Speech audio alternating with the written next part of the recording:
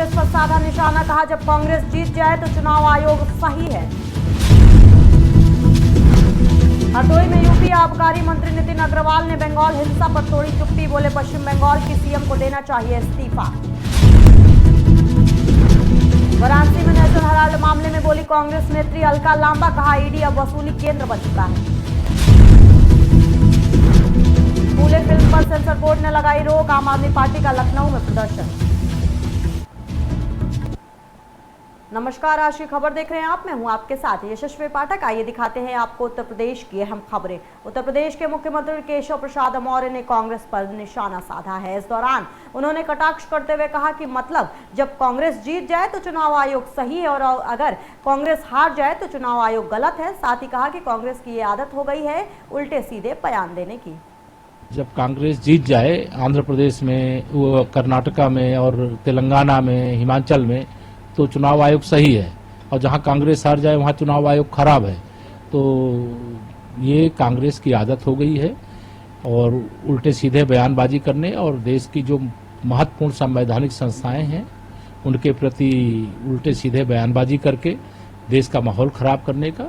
लेकिन जनता का जनादेश भारतीय जनता पार्टी हमारे गठबंधन के साथ है, तो हमारी विजय हुई है और कांग्रेस के कारनामों के कारण से उनकी हार हुई है और अभी तो आगे उनको लगातार पराजय का सामना करना है।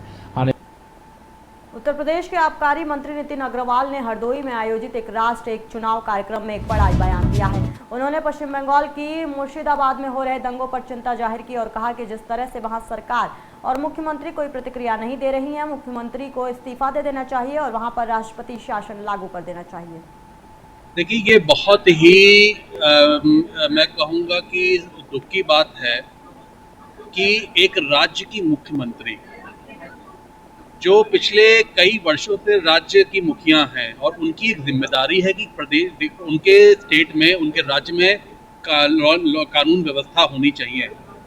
आप देख रहे हैं कि किस तरीके से मुर्शिदाबाद का जो ये प्रकरण हुआ और कैसे लोगों ने मासूम बच्चों को, महिलाओं को, बुजुर्गों को और कैसे लूट करी है, वहाँ पे कैसे मारा है और कैसे लोग वहाँ से पलायन करने पे मजबूर हुए हैं।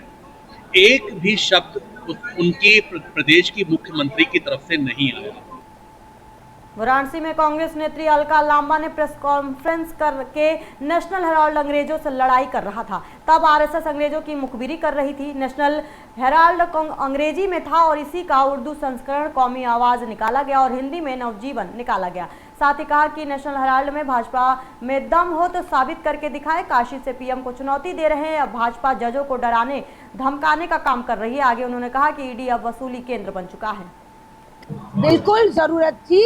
हमारी जो धरोहर एजेएल थी वो कर्ज में डूब गई थी। ये देश की धरोहर थी, उसे बचाने के लिए कांग्रेस ने 90 करोड़ दिया, चेक में दिया है। आपको क्या परेशानी है?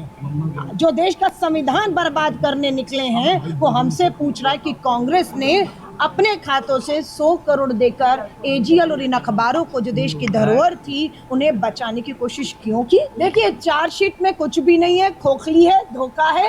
राउज एवेन्यू कोर्ट में 25 को हमें बुलाया गया, हम जा रहे हैं दमखम के साथ और इस मामले को प्रधानमंत्री नरेंद्र मोदी जी को चुनौती देकर जा रही हूँ, अपने रहते साबित कर दीजिए। लखनऊ में आम आदमी पार्टी ने महात्मा ज्योतिबा फूले, सावित्रीबाई फूले के जीवन पर आधारित फिल्म फूले की रिलीज पर रोक के खिलाफ विरोध प्रदर्शन किया है। आम आदमी पार्टी के सदस्यों ने इस दौरान नारेबाजी की, कहा कि सरकार दलित विरोधी है, ऐसी सरकार नहीं चलेगी। प्रदर्शन कर रहे कार्यकर्ताओं को पुलिस ले गई और फिर कार्यकर्ताओं ने इको गार्डन में प्रदर्शन शुरू किया। फतेहपुर के लोहारी गांव में 19 मार्च की रात सर्वेश मौर्य हत्याकांड में परिवार पुलिस के खुलासे से असंतुष्ट है, जिसके बाद परिवार ने इस मामले में डीएम और एसपी से शिकायत की है। साथ ही वहां भी सुनवाई नहीं होने पर मृतक के परिजन सीएम से मिलकर उच्च स्तरीय जांच और आरोपियों के घर बुलडोजर कार्रवाई की मांग कर रहे हैं। बता दें कि परिवार वालों ने आरोप लगाया है कि पुलिस हत्या में शामिल अन्य आरोपियों को बचा रही है। सोगम सरकार की महिला गए थे, वहाँ से वापस आ रहे थे रात को 8 बजे। हम 8:15 पर हमसे बात हुई थी, तो 8:20 पर बात हुई नहीं, 8:15 पर हम लगाए थे, उधर से आया था। 8:20 पे बात हुई थी, तो बोले बउआ बात कर रहा था, तो बोल रहे थे जितनी देर बात करोगे उतनी देर में आ जाएंगे। उसके कुछ देर बाद फिर हमने फोन लगाया तो मोबाइल एक बार पूरी घंटी गई, दोबारा आधी घंटी गई, कट गया, फिर लगाए तो मोबाइल स्विच ऑफ बताने लगा। जब उसके बाद फिर बउआ इनके पास मम्मी जी फ़ोन लगाई, उसके बाद बउआ फिर ढूंढने लगे। जब बउआ ढूंढने गए तो फिर कुछ देर बाद फिर यहाँ बउआ घर आए क्लिनिक से, फिर यहाँ से गए। जब वहाँ देखे जाए तो रास्ते में बउआ को गाड़ी मिली। उसके बाद फिर बउआ आवाज़ देने लगे, भैया भैया। जब बउआ आवाज़ देने लगे कुछ दूर और गए तो फिर उनका हेलमेट मिला, बैग मिला, चश्मा मिला और पेन मिला, सारी चीज़ मिली। फिर बउआ और तेज़ से घुराने लगे। जब फिर सब गाँव के सभी लोग गए तो वहाँ देखें तो वहाँ उनका मुंह बांधा था, हाथ बांधे थे, पैर बांधे थे, लेकिन बोल रहे हैं कि 2 ही लोग हैं, लेकिन 2 लोग नहीं हो सकते हैं। मान ही नहीं सकते कि 2 लोग ऐसा कर सकते हैं। और भी जो हत्यारे घूम रहे हैं खुलेआम, उनको भी पकड़े पुलिस। क्या मांग है आपकी, क्या मांग है? जो हत्यारे घूम रहे हैं उनको भी पकड़े और उनके हत्यारों के घरों पर बुलडोजर चलना चाहिए। फतेहपुर के अस्सी गांव में नहर में कब्जे को लेकर सिंचाई विभाग के अधिकारियों ने अपनी टीम लेकर किसान के खेत से नहर की खुदाई शुरू कर दी, जिसके बाद किसान की सूचना पर पहुंची पुलिस टीम के सामने सिंचाई विभाग के एसडीओ ने राजस्व टीम के द्वारा की गई नाप को गलत बताया। साथ ही पुलिस से ही नोकझोंक शुरू कर दी। वहीं पीड़ित किसान ने भी सिंचाई विभाग के खिलाफ कई गंभीर आरोप लगाए हैं। जालौन में दबंगों की सरेआम गुंडागर्दी का वीडियो सोशल मीडिया पर तेजी से वायरल हो रहा है, जहां हथियारों से लैस दबंगों ने सरकारी ठेकेदार के कर्मचारियों को दिन दहाड़े बंधक बना लिया। बता दें कि सोशल मीडिया पर वायरल हो रहे वीडियो में जिला पंचायत द्वारा खनिज परिवहन वसूली का ठेका प्राप्त कर्मचारियों और लोगों के बीच झड़प का मामला सामने आया है, जिस पर जालौन पुलिस ने स्वतः संज्ञान लेते हुए दोनों पार्टियों के खिलाफ संबंधित धाराओं में मुकदमा दर्ज कर कार्रवाई की बात कही है। जिला पंचायत जालौन द्वारा आवंटित तहबाजारी वसूली के लिए बैरियर लगाने की बात को लेकर आपस में मारपीट की घटना हुई थी, जिसके संबंध में जानकारी प्राप्त हुई है। श्रीमती श्यामा देवी के परिजन अजय राजपूत तहबाजारी वसूली के लिए मंदिर के बगल में बैरियर का निर्माण कर रहे थे, जिसका विरोध वहां स्थानीय जो मंदिर के पुजारी हैं उनके द्वारा किया गया तथा उसी स्थान के निवासी श्रीकांत सिंह जो शशिकांत उर्फ कल्लू सिंह के भाई हैं उनको बताया। वहां आने के बाद दोनों पक्षों में बैरियर लगाने को लेकर विवाद हुआ, आपस में गाली गलौज मारपीट हुई। दोनों पक्षों द्वारा एक दूसरे के विरुद्ध तहरीर नहीं दी गई है। पुलिस द्वारा स्वतः संज्ञान लेते हुए इस प्रकरण में दोनों पक्षों के विरुद्ध अभियोग पंजीकृत कराया जा रहा है। प्रकरण में जो भी कड़ी से कड़ी वैधानिक कार्रवाई होगी वो सुनिश्चित की जाएगी।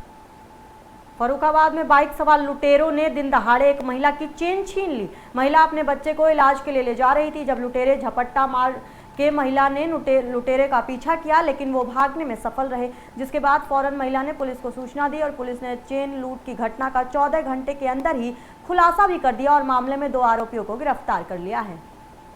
एक महिला के साथ सुबह एक चेन स्नैचिंग की घटना हुई थी। घटना की सूचना प्राप्त होते ही पुलिस ने मौके पर पहुंच करके अपनी जांच पड़ताल शुरू की और मुकदमा लिख करके टीम को अग्रिम इन्वेस्टिगेशन के लिए रवाना किया गया। पुलिस ने अथक प्रयास करके 10 घंटे के अंदर जो चेन स्नैचर्स थे उनको गिरफ्तार करने में सफलता प्राप्त की, जिनके नाम अमनवीर और यश है। अमरवीर मो दरवाजा का रहने वाला है और उसने पूछताछ में बताया है कि कुछ दिन पहले उसकी शादी हुई थी और शादी के टाइम पे उसके ऊपर कुछ कर्जा हो गया था। उस कर्जे को चुकाने के लिए उसके द्वारा अपने भतीजे के साथ मिलकर के कृत्य किया गया है। उसके भतीजे का नाम है यश, जो इस घटना में शामिल था। घटना में जो शामिल सफ़ेद रंग के अपाचे मोटरसाइकिल आइडेंटिफाई हुई थी, पुलिस ने उसको भी रिकवर कर लिया है और अभियुक्तों के कब्जे से वो जो छीनी गई चेन थी वो भी बरामद कर ली गई है, जिसको वो अभी तक बेच लेता है। पकड़े गए अभियुक्तों से पूछताछ की जा रही है। उत्तर प्रदेश की अहम खबरों में बस इतना ही। बाकी के अहम खबरों के लिए आप देखते रहिए आज की खबर।